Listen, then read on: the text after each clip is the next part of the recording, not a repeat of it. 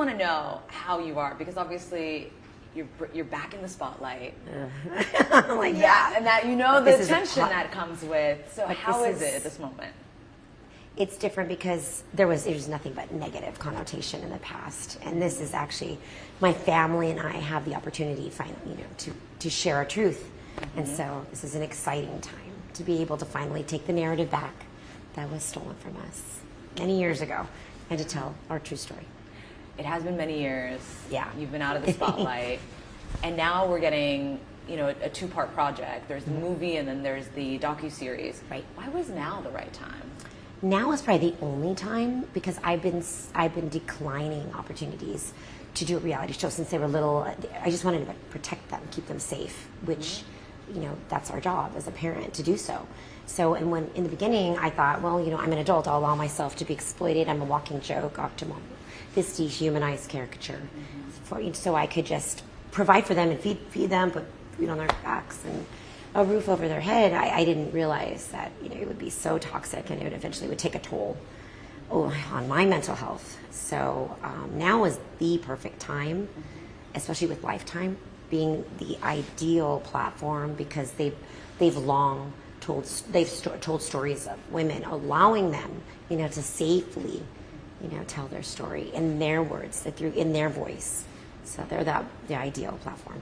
And was this a group decision? Like, did you sit the kids down and ask yes. what they were thinking as well? Oh, we've been for some years, and then we've been having family, heartfelt family meetings, and they wanted to talk. They wanted to, share their truth and their perspective. And for the very first time, my older kids are sharing and they're talking and they're interviewing. So I'm grateful and proud of them. And you have fiercely protected their identities. I mean, the average person doesn't know what your kids look like today. Right. Are there any reservations or any kind of hesitation that you still have about bringing them into the spotlight? Right now is the perfect time, because my younger ones, the youngest ones, are 16, and they've been wanting to for years, share their truth and have a voice. And I've been telling them, no, be patient. Wait till my book is published. That was my goal, is publish my manuscript that I've written for almost 2 decades now. But I don't really have any reservations, because my children are very smart. They know how to set boundaries. I've taught them over the years, how to set boundaries and just speak and share their truth and be transparent to the point where they're comfortable, not redirect. I taught them how to cognitively reframe, and so they're very much so ready and prepared. And so I'm not concerned as I was when they were young. Mm-hmm. And how did you, because again, you stepped away from the spotlight, but how did you talk to your kids about, as they were, particularly the younger ones, how did you talk to them about what that time was like? Mm-hmm. What society's perspective of your family was? Mm-hmm. How did you talk to them about it? It wasn't a one-time sit down, let me teach you let me tell you about what happened. It was throughout their life. When they were ready and understanding, I would just teach, I would talk. I'd ask them to share their perspective for many years, actually. And, they had very interesting subjective views. And then we'd all talk together as a family. Mm-hmm. And, there wasn't any topic that we couldn't talk about. So I've always taught them how to be, always communicate openly and honestly, and it's very healthy. Really?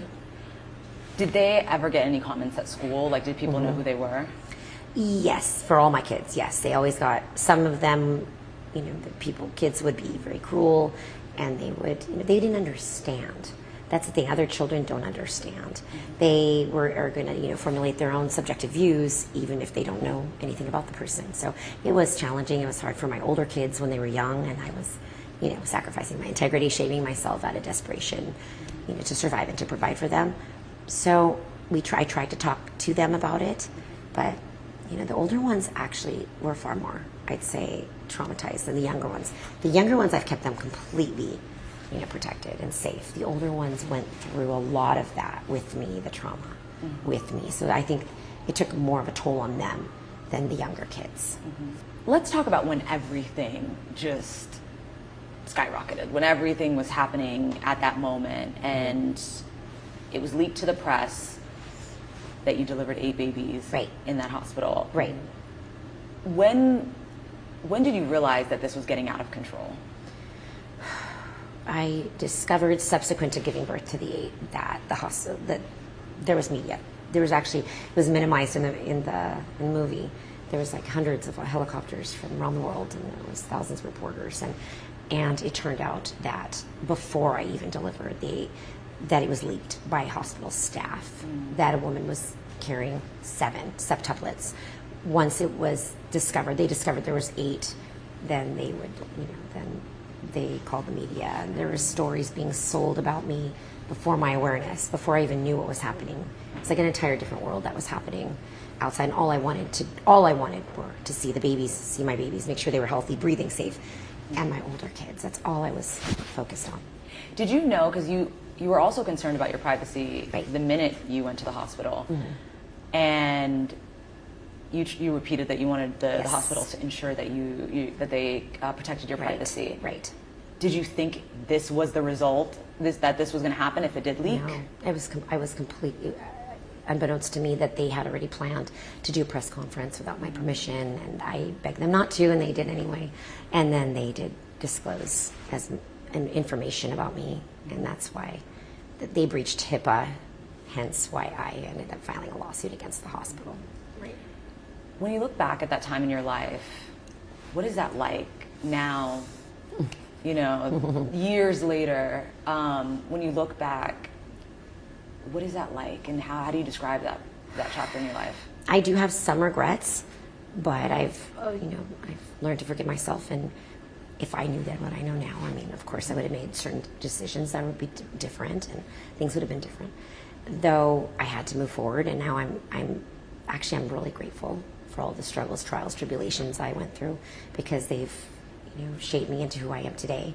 I didn't realize I could be so resilient, and so I have to be grateful for all of the pain and the suffering that I went through and the trauma, because I am who I am today because of it. So I wonder, but there was a point where you did lean into it.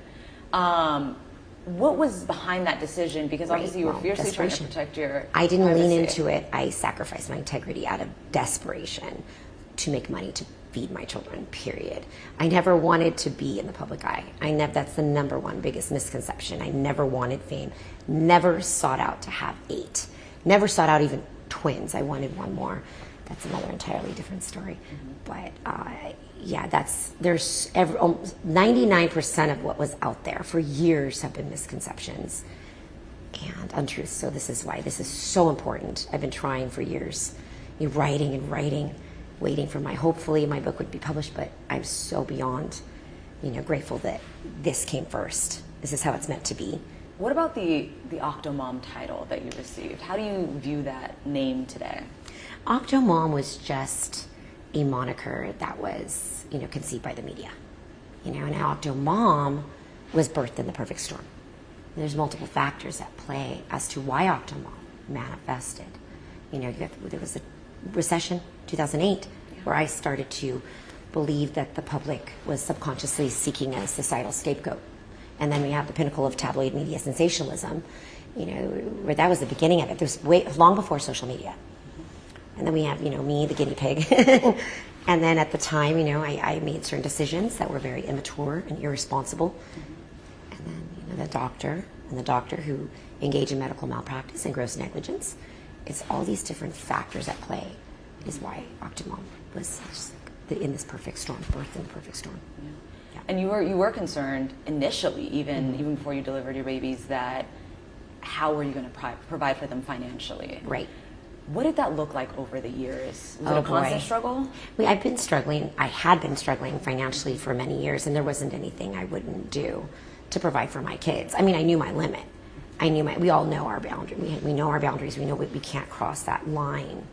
And but I just shamed myself and did whatever I needed to do to provide for them. It was all for money. None of it was to be relevant. I never wanted to be relevant to be in the first place, but what was I going to do? You had to do what you had to do? I did. Yeah, I did. I wonder the day-to-day. To have 14 kids total, but 8 infants, let's say, during that time. how did you manage it? Like, how did you go to the grocery store? What did the day-to-day look like? Oh boy, I just took it incrementally, day by day, baby steps. You know, I was a walking zombie for a while there. I was exhausted for years, chronically sleep deprived. But I think, like most moms, if you're put in a predicament like that, you're just going to you have no choice. You have to be, you know, moving 500 miles per hour, and almost, you know, in a mechanical sense, you know, never really stopping to feel. And it's like moving, if you go 500 miles per hour, you don't have time to feel anything. So I was just in chronic, like nonstop autopilot, that's what they call it, for sure, for years.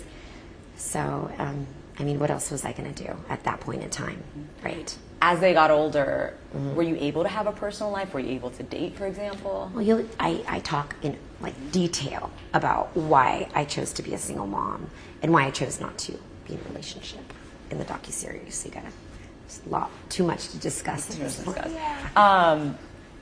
And I think one thing that people can take a step back and realize now is that you have 14 kids that love you very much. They have a great relationship with each other. Is that kind of your take that to the world for the doubters? No, I never really, that was never my intention to ever say, oh, you know, I proved you wrong. I don't care. My goal in life was to raise, you know, healthy, well-adjusted kids that are thriving, and they are. They are. Despite fighting nonstop, the teenagers. I knew it would be harder, it would be more challenging when they became teenagers, and they are. Especially the boys. They drive me crazy, but you know, I mean, I'm very grateful. I couldn't imagine my life any other way. And everyone still lives at home, or how does that dynamic work? Right. So I have a son who's 21. He is married and works full time. Has a very strong. They all have strong work ethics, actually. And he has a baby now, who's my first grandchild. I just adore her. She's 6 months old. She's beautiful. I'm keeping her. We're all keeping her safe and protected from. We don't want her on the internet. But she is one of the most beautiful babies I've ever seen. Her personality, everything is adorable. I'm sorry, I digressed because I wonder. Much. Are you like sometimes taken aback? I miss her. I mean, I missed her. I miss her now, and it's been like a day and a half. But yeah, I'm just so happy. Just in awe of her. I'm in love with her. Oh. Yeah.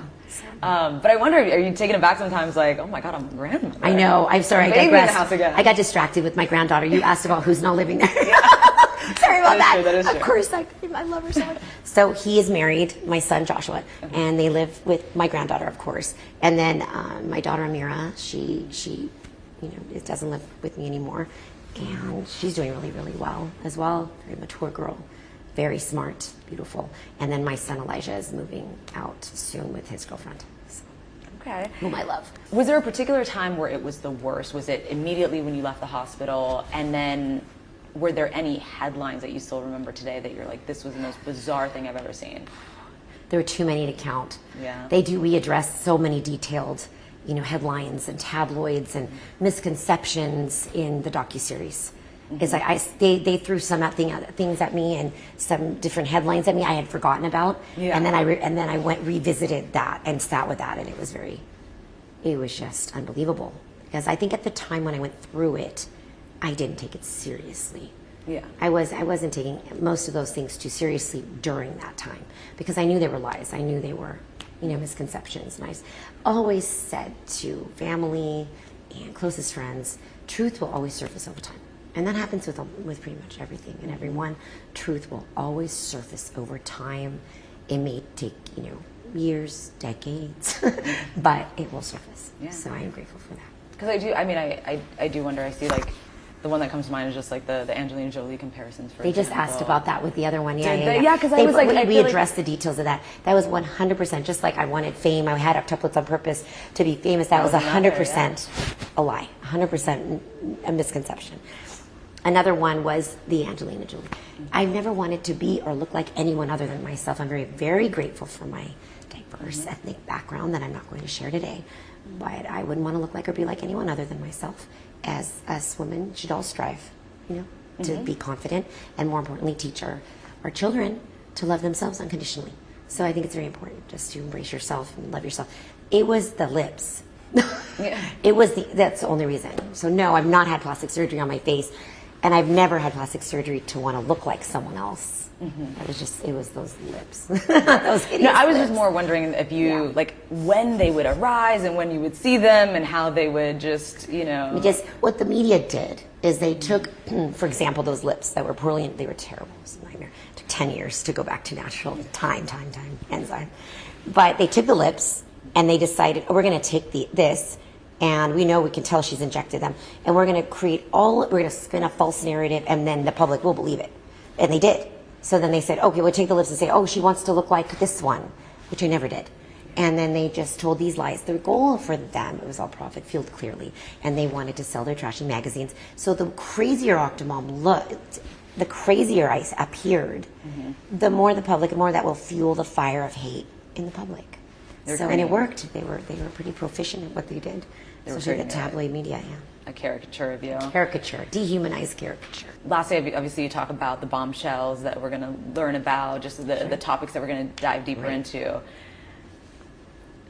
Is this the time that you're going to reveal who the sperm donor is? You'd have to wait and see and watch. Watch the You'd have to documentary? watch, sorry. Right. But we get into detail about many things, many topics, yes. How did you decide, because there is something that you said with the docuseries, it's able to control what you didn't want to revisit.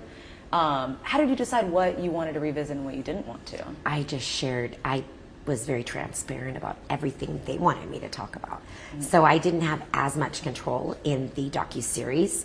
But I was very, very open. You know, I was receptive to being transparent because I have nothing to hide.